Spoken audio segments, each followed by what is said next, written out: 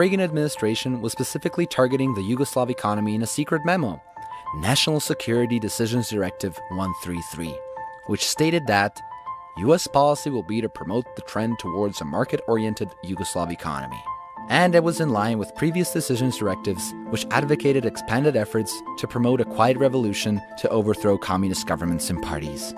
It triggers a whole series of other initiatives, most of which are not published. The decision directive simply states that what the United States would want to achieve is that Yugoslavia cease to be a market socialist economy and become a free market economy model on the West. As the Soviet system was on its last legs in 1988, Washington wasted no time in sending advisors to Yugoslavia from a non-profit organization with a high-sounding name, the National Endowment for Democracy, or NED.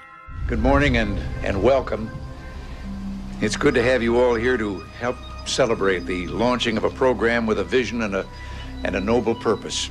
The establishment of the National Endowment goes right to the heart of America's faith in democratic ideals and institutions. However, Alan Weinstein, who planned the NED, told the Washington Post in 1991 that a lot of what we do today was done covertly 25 years ago by the CIA.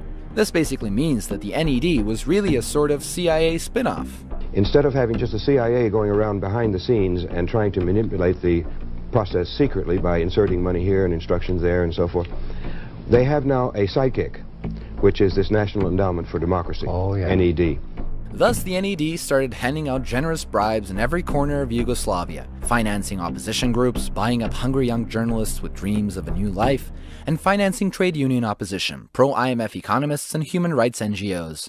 The National Endowment for Democracy also controls and pays for the Center for International Private Enterprise, which in turn funded the G17. Who were the G17?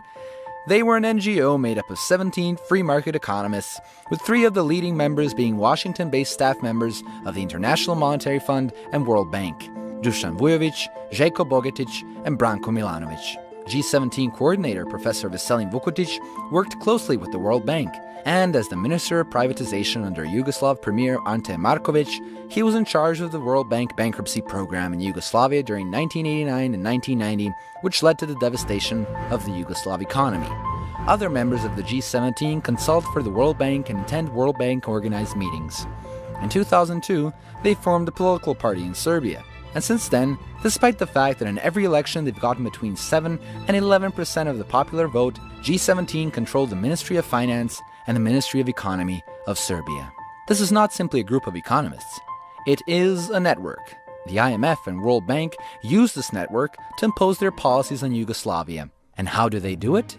First, they force governments to do away with any social protections, subsidized food or rent, free transportation, free medical care, all those things you don't really need, out the window. You cut back in public sector spending, you cut wages, you cut employment, you abolish worker management enterprises. In other words, you force your people to work harder for less.